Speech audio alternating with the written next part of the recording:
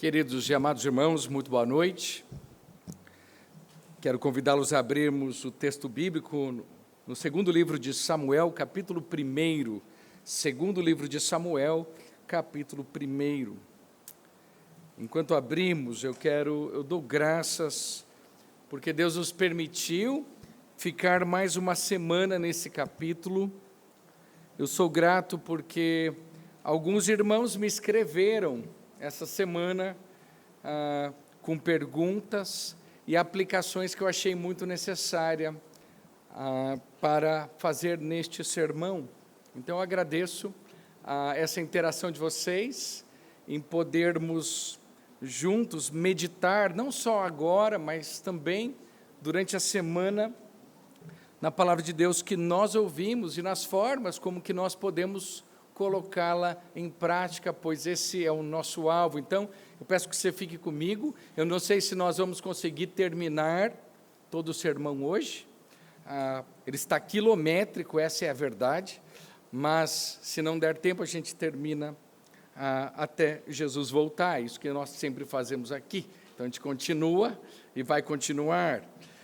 Mas eu quero trazer a aplicação ainda do nosso último estudo que tivemos, especialmente no contexto político conturbado, cheio de injustiças que nós vivemos no Brasil, e que é muito semelhante à descrição de Miqueias capítulo 7, que diz: as mãos deles são hábeis na prática do mal, as autoridades exigem, os juízes aceitam suborno, os poderosos manifestam os seus maus desejos e assim, em conjunto, tramam os seus projetos. Isso é Miqueias, capítulo 7, tão semelhante ao quadro que nós, de certa forma, vivemos no nosso país.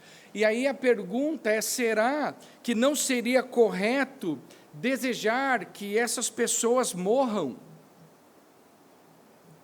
Que as suas vidas sejam ceifadas, para que o mal não continue a prosperar? E a resposta é não, meus irmãos. Não, por duas razões. Tem tantas que nós poderíamos conversar, mas a resposta é que quando nós desejamos, e eu quero deixar isso bem claro, porque foi isso que nós trabalhamos na semana passada, quando desejamos a morte de alguém ou o mal de alguém, há o perigo da justiça própria se abrigar em nosso coração. Quando isso acontece, nós nos colocamos em uma posição de que somos melhores que essas pessoas. Mas isso não é verdade, nós não somos melhores do que elas. E o coração de Davi escolheu, não era algo natural, ele escolheu ser misericordioso para com Saul no sossego do seu coração. Essa foi a escolha de Davi, escolheu ser misericordioso. Davi, então, prefigura o que seria pagar o mal com o bem, e é para isso que Deus nos chama. Essa é a primeira razão. Mas é verdade, eu deixei isso claro também, que quando pecamos, escolhemos a consequência do pecado. Pecar é escolher uma consequência. E todas as vezes que nós pecamos, nós estamos escolhendo a consequência deste pecado, e cada um responderá por cada pecado cometido. As consequências terríveis de seus pecados, em análise, levam à morte. Mas precisamos saber que essa justiça, ela não cabe a nós, mas exclusivamente a Deus, que é justo em todos os seus caminhos e não erra em seus julgamentos. Eu não estou dizendo, meus amados irmãos, que você deve concordar e muito menos cooperar com homens maus e perversos. Eu oro todos os dias para que Deus levante homens e mulheres, para que vivamos, como o texto de 1 Timóteo, capítulo 2, diz, uma vida mansa e tranquila, com toda a piedade e respeito. Meu conselho é: clame por justiça. Clame por justiça. mas pela justiça de Deus, não a sua. E esse é o perigo, e assim preservamos o nosso coração. O mesmo texto de Miqueias, que nós lemos agora, ele diz o seguinte, um pouquinho para frente: eu, porém, olharei para o Senhor, e esperarei no Deus da minha salvação, o meu Deus me ouvirá. E é assim que o profeta clama por justiça. Mas tem uma razão que eu considero ainda melhor, e a segunda razão é pela qual nós não devemos desejar a morte nem o mal de qualquer pessoa, quem quer que seja, é porque isso não resolve o problema. Mata o meu chefe, não, estou brincando, né? Mata, Senhor. Isso não resolve o problema. A gente tem 7 bilhões de pessoas pecadoras nesse mundo. O que resolve o problema, meus amados e queridos irmãos, é o Evangelho. O Evangelho, sim, resolve. O pecado é devastador. A consequência final é a morte. Saul morreu. Ele teve que assumir as consequências do seu pecado. O amalequita morreu. E se não fosse o Evangelho, nós também teríamos perecido. A boa notícia é que a graça de Deus é maior que qualquer pecado, qualquer. Pense no pior pecado, a graça ainda é maior. E por isso, desejo não a morte, mas a salvação para o nosso presidente da República. Sinceramente, meus amados irmãos, eu gostaria de vê-lo descer a rampa, não subindo, descendo a rampa, se vestindo de pano de saco e cinza. Eu gostaria que ele proclamasse um jejum, como o rei de Nínive fez, quando aquele povo se voltou para Deus. Diz o rei de Nínive: quem sabe, talvez Deus se volte e mude de ideia, então se afaste do furor da sua ira, para que não pereçamos. Esse é o meu desejo. Seria a graça de Deus evidenciada. Isso aconteceu com Nínive. Seria uma grande bênção se isso acontecesse com a nossa nação brasileira, pecadora, que anda longe de Deus. E isso nos faz olhar então para o nosso texto de uma forma diferente, pois a forma como lidamos com o sofrimento pelo qual nós passamos e a perda revela nosso caráter e nossa fé. No lamento de Davi, encontramos uma lição poderosa sobre como devemos reagir ao pecado, ao sofrimento e à soberania de Deus. O caráter aqui excepcional de Davi é demonstrado ainda mais quando ele continua a honrar Saul, apesar do mal que Saul havia feito contra ele.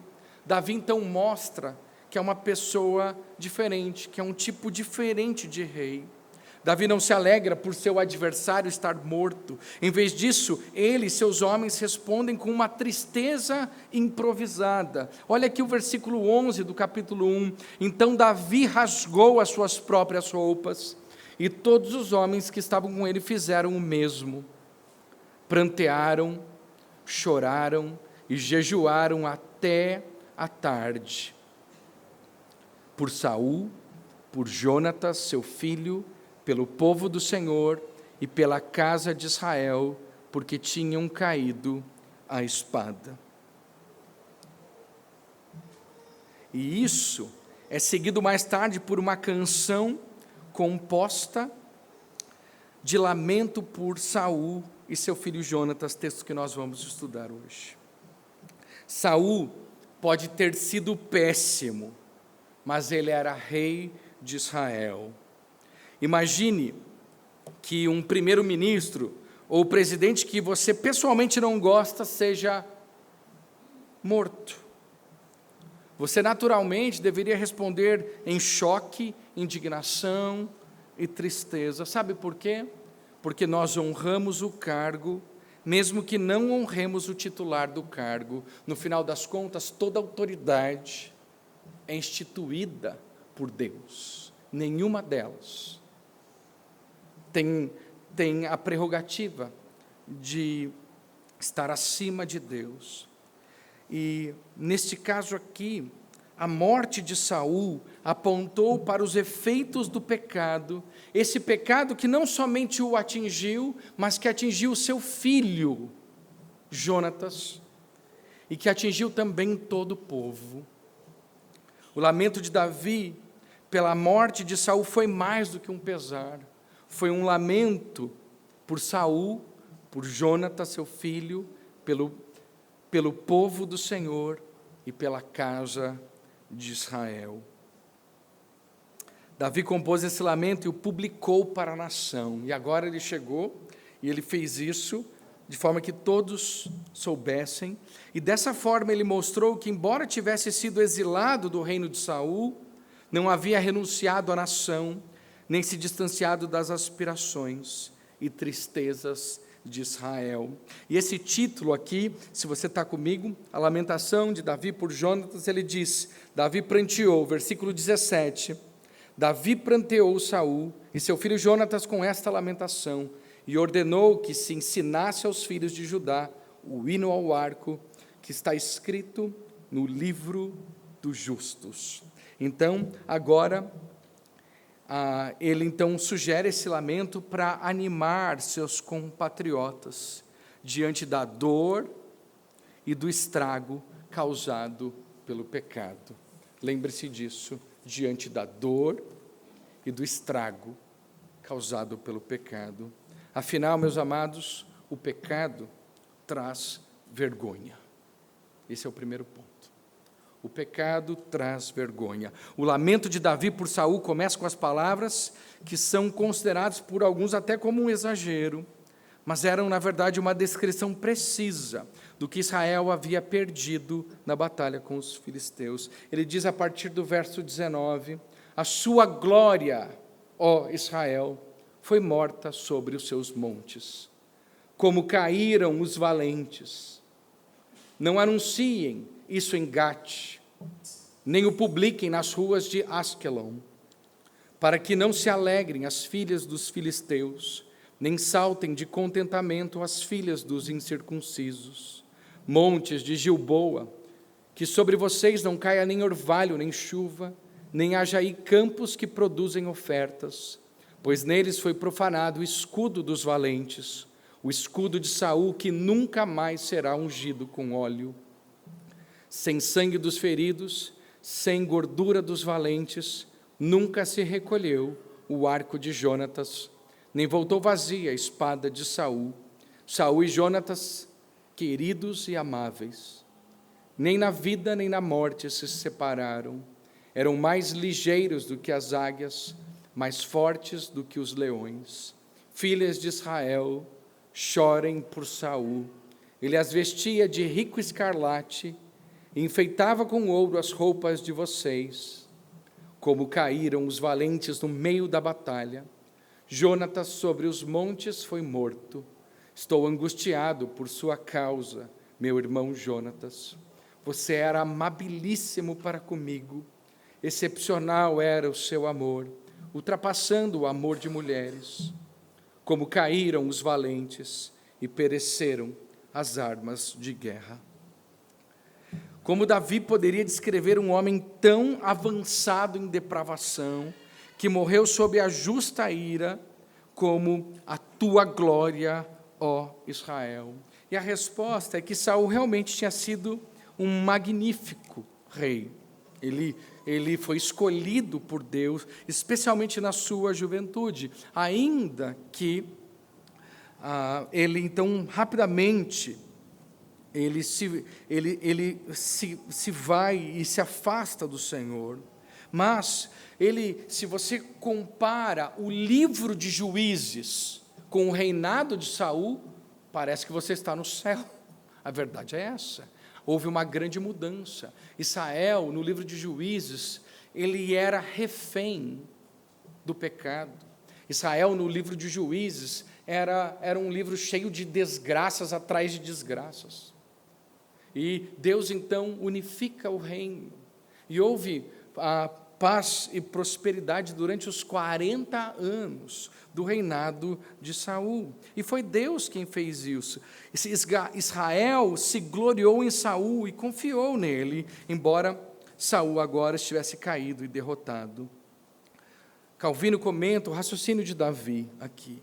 Já que Deus elevou Saul a tal dignidade, isso é motivo suficiente para honrá-lo. E é assim que Davi estima a graça de Deus em um homem que caiu. Tendo honrado a memória de Saul como gloriosa e poderosa, Davi aqui passa ao seu ponto principal, a desgraça que Israel foi publicamente submetido por essa derrota. E a derrota de Saul não foi uma derrota a portas fechadas, ela foi uma derrota pública. Deus fez questão de mostrar a todos a derrota de Saul e a sua queda, como juízo de Deus já proclamado. Davi lamenta essa desgraça com uma preocupação específica pela glória do Senhor no meio das nações. E esse é o ponto principal. O pecado de Saul como líder de Israel apontava para Deus e para a sua glória. Ao lamentar a queda de Saul, Davi não apenas reconhece a tragédia pessoal e nacional, mas nos ensina sobre os efeitos do pecado na vida de uma nação e sobre como a glória de Deus deve estar acima de tudo. E aqui vem o coração de Davi, no nosso segundo modelo. Um coração segundo Deus preocupa-se com a glória de Deus acima de nossas decepções humanas. E esse é o ponto principal. A gente precisa olhar um coração que se preocupa com a glória de Deus acima de nós, acima de qualquer coisa. E se a gente quer ter esse coração, nós precisamos entender sobre a glória de Deus. Glória que Ele não divide com ninguém.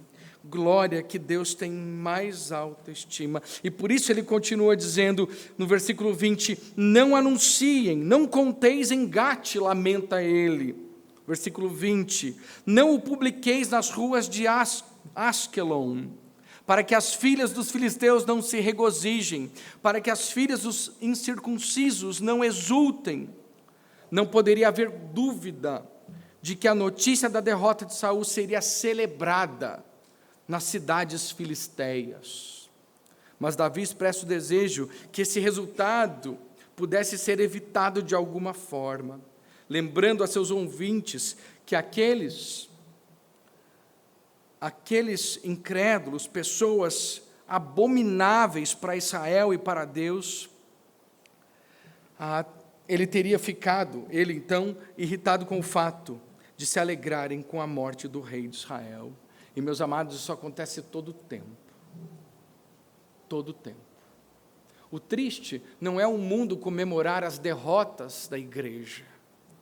O triste é o próprio povo de Deus, muitas vezes, o fazendo. Pior aqui, e a preocupação de Davi com a glória de Deus, é a ideia de que o falso deus Dagom receberia a glória às custas do verdadeiro e vivo Deus de Israel.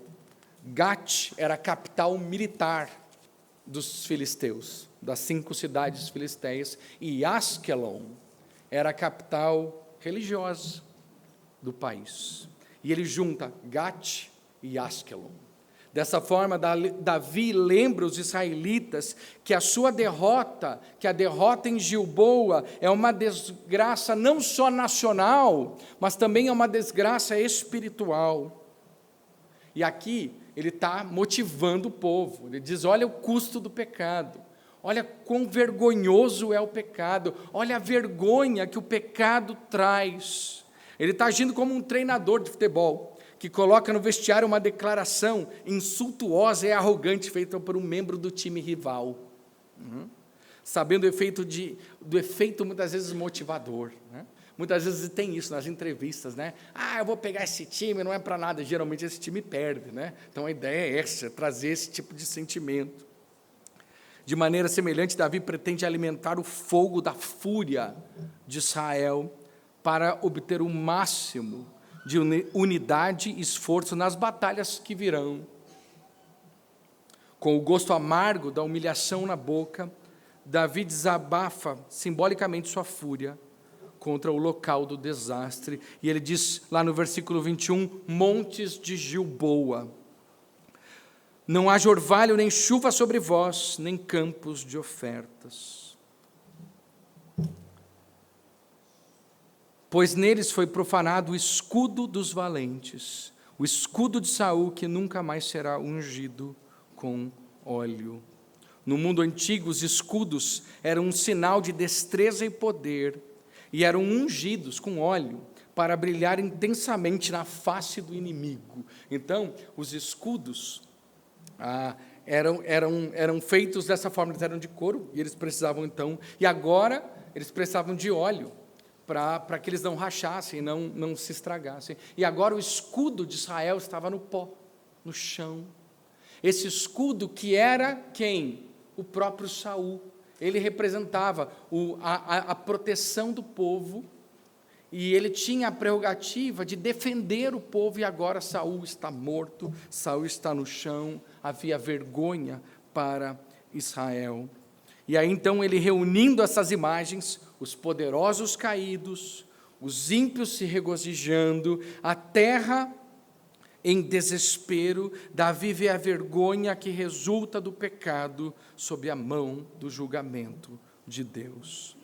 Porque Israel caiu e sofreu, senão por sua idolatria e pecado contra o Senhor, sob a liderança de Saul. Da mesma forma, meus amados, hoje, o pecado se exibe na vergonhosa desgraça daqueles que o abraçam. Provérbios 14 aponta: a justiça exalta uma nação, mas o pecado é opróbrio, é vergonha para qualquer povo. É assim que, apesar de toda a nossa riqueza e poder, a sociedade ocidental, especialmente a nossa, é desonrada pelas famílias muitas vezes desfeitas, resultantes do pecado sexual, as vidas quebradas, resultantes dos prazeres do abuso de drogas, as verdades quebradas resultantes do ensino ateísta em nossas escolas e universidades, e as cidades quebradas resultantes do legado da escravidão, da guerra de classe, seja ela qual for, e governos corruptos. Como a visão do Monte Gilboa, aqui no versículo 21, que era contínua, sendo em grande parte uma colina estéril, a visão de nossa desgraça deve nos levar a nos humilhar em arrependimento diante de Deus, buscando a sua misericórdia e fugindo do pecado. Voltando um pouquinho para o texto de Miqueias, eu acabei lendo e acabei ficando nele muito tempo. Ele, pouquinho para frente, ele diz assim: minha inimiga não se alegra a respeito de mim. Ele está falando aqui do pecado, da destruição, da miséria. Ainda que eu tenha caído, eu tornarei a me levantar. Se morar nas trevas, o Senhor será a minha luz. Sofrerei a ira do Senhor, porque pequei contra Ele, até que julgue a minha causa e execute o meu direito. Ele me levará para a luz, e eu verei a sua justiça. Profecia de Miqueias, falando sobre o retorno do povo de Israel. Além disso, o lamento de Davi pela morte do glorioso e poderoso Saul nos lembra que a posse, meus amados, de grandes dons de Deus não isenta ninguém do julgamento de Deus contra o pecado. Nenhum de nós aqui está isento de fazer pior do que Saul. As pessoas que recebem posições de privilégio e poder muitas vezes caem em pecado precisamente porque passam a pensar que as regras normais não se aplicam mais a elas. E muitos líderes caem por causa disso. A morte de Saul nos lembra o quão falso é esse pensamento. Além disso, sempre que Israel ou qualquer outra pessoa se gloria na carne ou em algum homem, o resultado só pode ser desastroso. Por isso ele diz: a tua glória, ó Israel, foi morta. Olha o pensamento de Davi, é com a glória de Deus. E a queda de Saul representava a glória de Deus que caiu.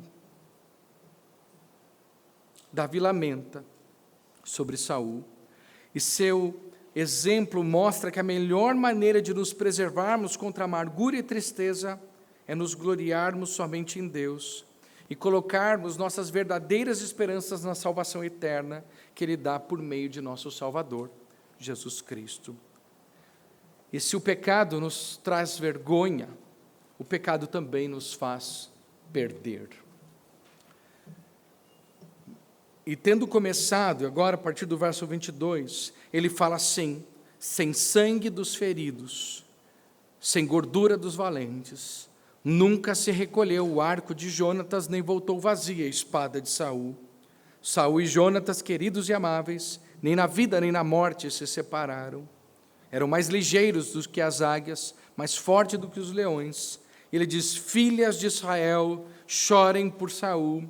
Ele as vestia de rico escarlate, enfeitava com ouro as roupas de vocês. O pecado só nos faz perder. Para mostrar o que eles perderam, ele celebra as virtudes da parceria pai e filho do rei Saul e seu herdeiro heróico Jonatas. Primeiro, Davi retoma a conquista mais óbvia do regime de Saul, seu antigo sucesso na batalha, do sangue dos mortos, da gordura dos poderosos, o arco de Jonatas que não recuou, a espada de Saul que não voltou vazia. Suas campanhas militares foram tão rápidas que Davi os descreve como sendo mais velozes do que as águias, e seus ataques foram tão bem-sucedidos que Davi os retrata como sendo mais forte do que os leões. E o exemplo notável é a impressionante mobilização de Saul contra os amonitas, que sitiaram Jabes de Gileade no início da sua carreira, lembra? E eles foram lá em Jabes de Gileade e o povo, eles pediram: olha, vocês têm que furar os olhos de vocês. E Saul reuniu o povo. E o povo subiu, e eles tiveram grande vitória. É tremendo isso. Durante o período do juízo, Israel foi facilmente derrotado e frequentemente submetido à ocupação estrangeira. Junto veio o arco de Jonatas e a espada de Saul, nenhum dos quais recuou da luta, sem garantir a vitória. Agora, esses recursos marciais haviam sido retirados de Israel. A proteção não existe mais. Meus amados, é por isso que nós devemos lamentar, é por isso que nós devemos nos unir. Ele traz aqui os danos que o pecado faz, e uma das coisas que ele faz, e que ele vai tentar fazer, é dividir, e confusão. Mas você tinha duas pessoas aqui muito juntas. Quem eram? Davi e Jonatas, os dois juntos, os dois lutando, trazendo o povo, unindo aquelas pessoas para cumprirem o propósito de Deus, para trazerem à nação vida e não derrota. Em segundo lugar, Jonatas e Saul também abençoaram Israel por sua fidelidade mútua. Saul e Jonatas, ele diz, amados e amáveis, na vida e na morte, eles não estavam divididos. Davi estava bem ciente, é claro, de que o pai e o filho haviam se afastado por causa da perseguição enlouquecida de Saul a Davi, que era amigo de aliança de Jonatas. No entanto, é incrível, apesar de Jonatas continuar fiel a Deus, permaneceu leal ao seu pai, permanecendo ao seu lado até o seu amargo fim. Meus amados, eu quero dizer para vocês, que um Jonatas vale mais que 1 trilhão de amalequitas, tentando se dar bem com a desgraça dos outros. Terceiro, nessa perda que o pecado nos traz, sob a proteção e estabilidade do regime de Saul, Israel floresceu em prosperidade econômica. Isso também foi perdido com a derrota e a morte de Jonatas e Saul. Davi lamenta a pobreza iminente da nação, dirigindo-se às mulheres que puderam usar roupas e joias finas por causa da prosperidade que as vitórias de Saul promoveram. Filhas de Israel, chorai por Saul, que as vestiu luxuosamente de escarlate, que vestiu ornamentos de ouro em suas vestes. Assim como o exército filisteu despojou Israel, seus governantes, dos benefícios de sua proteção, o pecado também traz grandes perdas em nossa vida. Não espere e melhor pecando. Esse é o engano do pecado. Essa não é a verdade do pecado. Ele promete que ele vai dar, mas ele vai tirar tudo que você tem. Então não acredite nisso. Cuidado para que você não divida, para que você não deseje o mal de pessoas. Eu lembro que eu tive um professor terrível no seminário. A gente sempre falava, né? E os alunos falavam muito dele, que ele não ia bem. E era sempre uma situação muito fechatória. Tá? Então ele ia ensinar ou ele ia pregar, e as pessoas ficavam falando mal dele. Só que nós éramos seminaristas. Os seminaristas são peritos em falar mal dos outros, né? Ou não, aqui não. Mas um dia a gente reuniu os alunos, falamos, gente, por que a gente não ora pelo nosso professor? A gente percebe que ele tem bastante dificuldades. Por que a gente não ora por ele? E a gente, entre nós ali, começamos a orar por ele, para que Deus o fortalecesse, para que Deus o abençoasse. Gente do céu, ele era o 4º ou 5º pastor na igreja onde ele estava. E a gente percebeu, e não sei se foi nas nossas orações, provavelmente não, tá? Mas aquele homem se fortaleceu de uma maneira, a gente falava, uau, eu não sei se era a nossa maneira de enxergá-lo também, que mudou, o que aconteceu. Deus fortaleceu aquele homem, aquele pastor.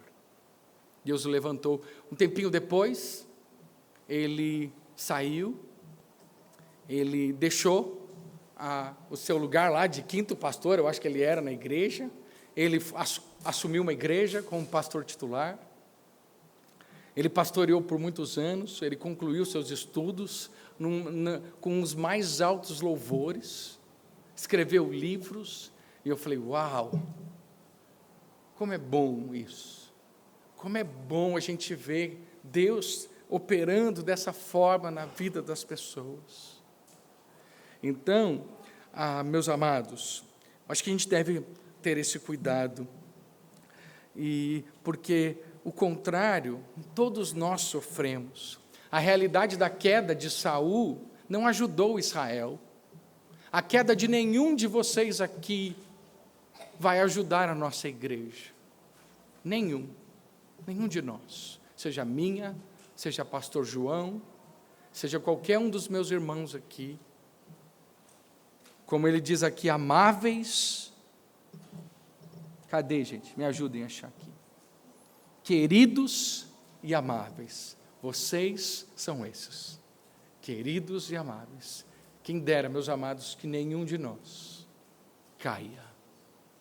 Se você cair, todos nós sofreremos. Se um de nós aqui perecer, isso vai trazer sofrimento para todos nós. Então, os efeitos do pecado muitas vezes continuam devastadores em nossa sociedade, em nossas vidas pessoais, e nós sofremos isso. Eu quero deixar algumas aplicações aqui, já entramos nisso. Considere um homem que se envolve com pornografia e é levado por paixões inflamadas ao adultério. A perda resultante pode afligir gravemente a família que muitas vezes corre grande perigo. Considere estudiosos que são tentados a traficar novas doutrinas em prol de prestígio acadêmico, especialmente aonde? Na www, né? Na internet, causando a perda de igrejas inteiras e até mesmo denominações por meio da devastação da heresia. Considere uma mulher que se concede o prazer agudo, ou às vezes crônico, de passar fofoca sobre os outros, resultando em relacionamentos desfeitos, divisão e corações abatidos. O ponto para nós, no lamento de Davi sobre a derrota de Saul, é que o pecado não vale a pena. Não vale a pena. Portanto, meus amados, abominemos os primeiros movimentos de desejos pecaminosos em nossos corações. Arranque-os pela raiz, quando eles são tenros, e mortifiquemos os hábitos pecaminosos, buscando a ajuda de Deus em oração e recrutando toda a ajuda que nos é fornecida pela palavra de Deus e pelo Espírito de Deus. Queridos e amados, a verdadeira batalha de nossas vidas é a batalha travada contra o pecado por nossos corações, nossas mentes, nossas afeições e nossos hábitos. Devemos travar essa batalha para vencer, armando-nos com o poder espiritual de Deus, com a palavra de Deus, para evitar as amargas consequências da derrota. E por último, o pecado traz dor e sofrimento. Se o pecado traz vergonha, se o pecado nos faz perder, no final das contas, toda dor e todo sofrimento tem uma raiz, o pecado. E ele traz isso, dor e sofrimento. É interessante como o mundo vende o pecado como prazer e alegria, quando na verdade ele é só dor e sofrimento. E aqui Davi muda, e é muito gostoso essa mudança. Até este ponto, o lamento de Davi serviu aos seus propósitos mais políticos, uma vez que sua tarefa seria reunir a coragem da nação e animar o povo. Mas agora, ao colocar as palavras na dor de Israel, então ele ministra não só a necessidade dos outros, mas ele também expressa sua dor pessoal pela perda de um amigo, Jonatas. Aqui vemos como Deus valoriza amizades fiéis e compromissos sinceros. Ele diz no versículo 25 a 27, como caíram os valentes no meio da batalha, Jonatas sobre os montes foi morto. Estou angustiado por sua causa, meu irmão Jonatas. Você era amabilíssimo para comigo. Excepcional era o seu amor, ultrapassando o amor de mulheres. Como caíram os valentes e pereceram as armas de guerra. Nesses versículos finais aqui, Davi expressa então a sua própria dor pessoal pela morte de seu amigo de aliança, Jonatas. Ele diz lá, ele está enlutado, e ele diz assim: estou angustiado por você, meu irmão Jonatas. Você tem sido muito agradável para mim, o teu amor foi extraordinário, superando o amor de mulheres. E um dos destaques da história de Davi é essa maravilhosa amizade que ele compartilhou com o filho de Saul, Jonatas. E eu gosto de pensar, quando eu leio 1 e 2 Samuel, que o meu personagem predileto é Jonatas. Ele seria um daqueles coadjuvantes que fazem toda a diferença. No Novo Testamento, para mim, é Epafrodito. No Antigo Testamento, para mim, é Jonatas. São esses dois pessoas que eu considero e que, se Deus me permitir, não sei quando na eternidade, quero tomar um chimarrão com eles. Né? Tenho toda a eternidade, uma hora vai dar, né? Uma hora vai dar, né?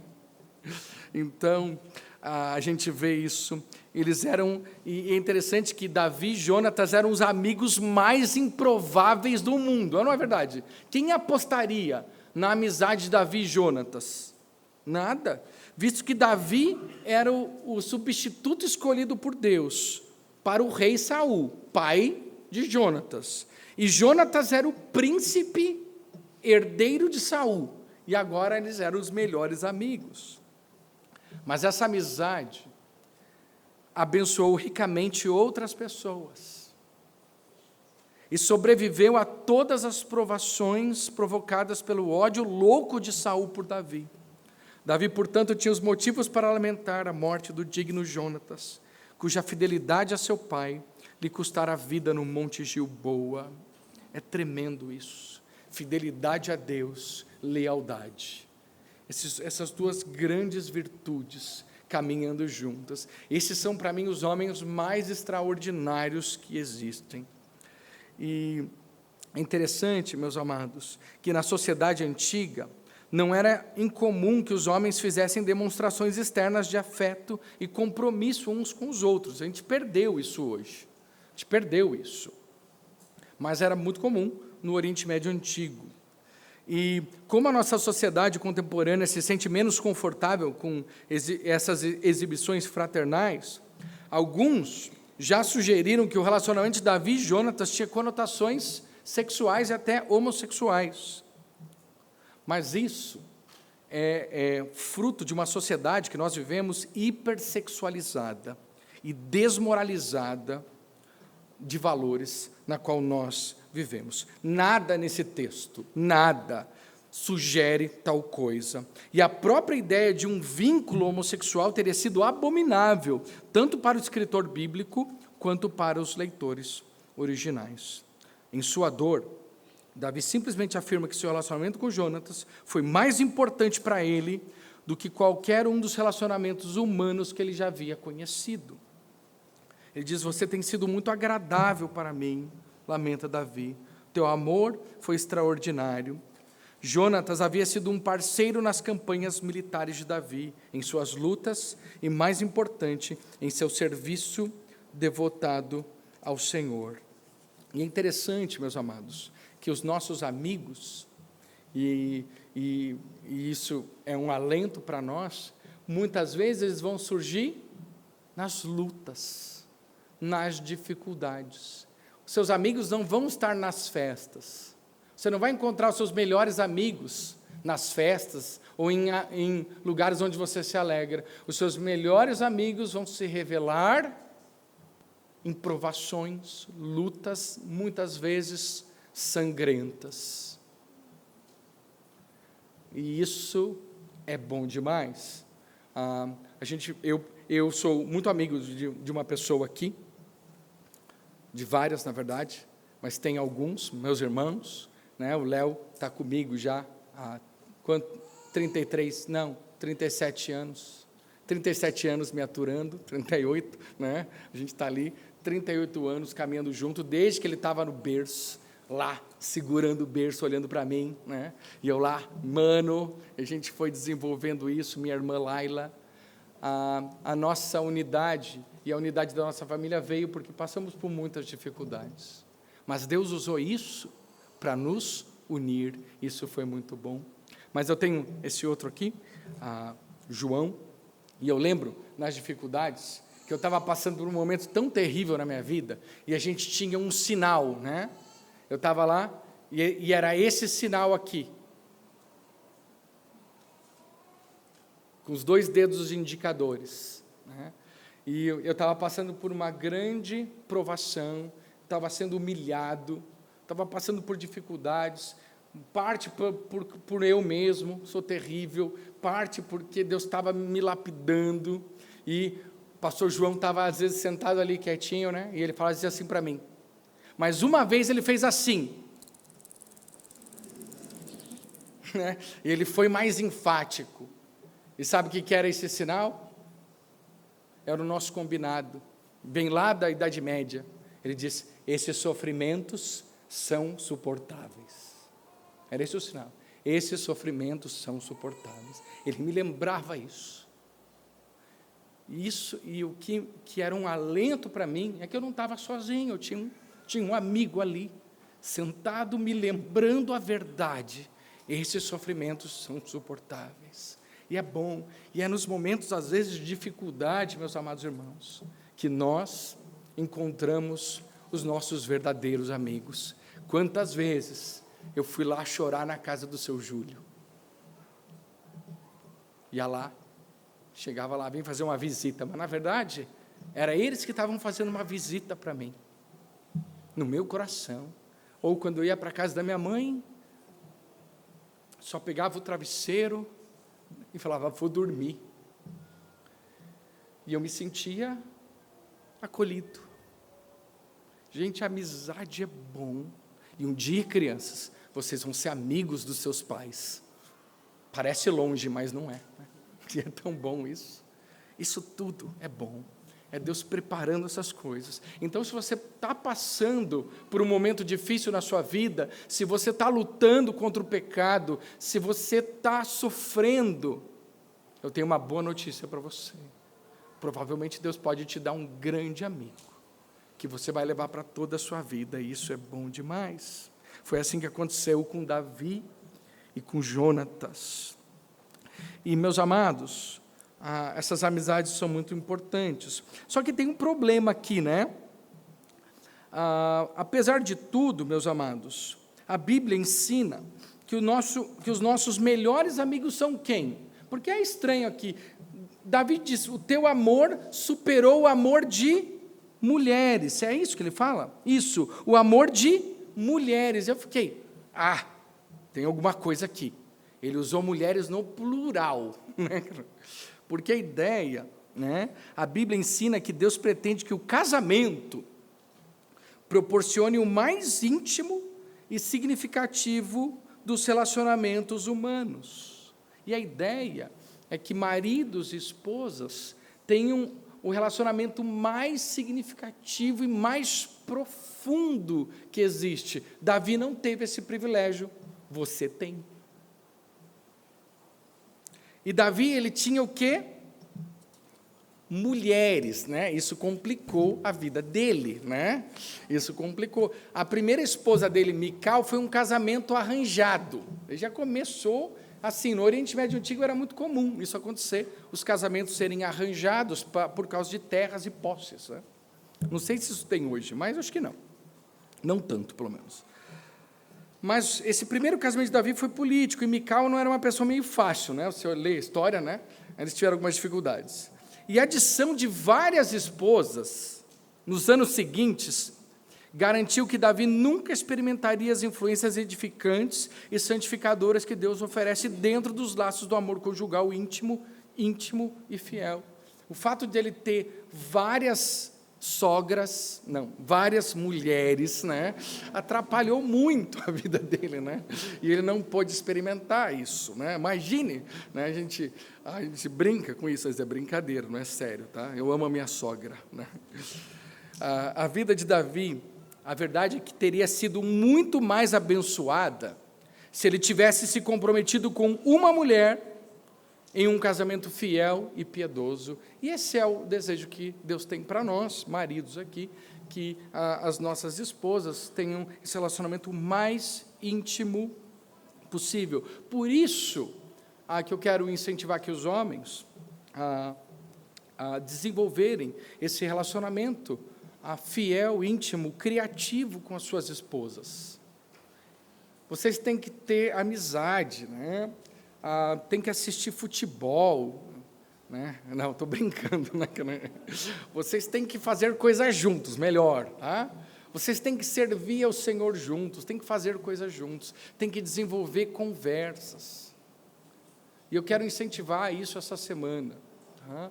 Os maridos vão chegar e vão perguntar para suas esposas essa semana, querida, como que eu posso te servir essa semana? E a gente começa a desenvolver relacionamentos profundo. Esse é o mais importante, homens. Eu não quero que vocês se esqueçam disso, está combinado?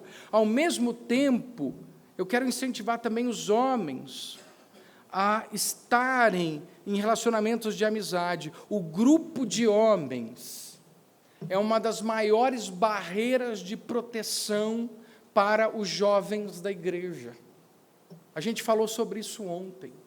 Ontem foi um dia muito importante para nós. Nós demos início ao treinamento diaconal da nossa igreja, onde Deus vai tirar daquele grupo que estava aqui ontem, os homens que vão servir na igreja, porque já servem as suas famílias, e nós fizemos o compromisso ontem olhando para as características do homem mais velho, dos mais jovens e dos líderes. E nós falamos, nós temos o compromisso aqui de liderar espiritualmente as nossas famílias por meio de um exemplo piedoso. E esse foi o nosso start.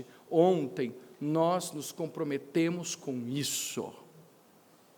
E é interessante que não estavam só os homens mais velhos. E ontem eu tive essa notícia que eu sou considerado um dos homens mais velhos da igreja.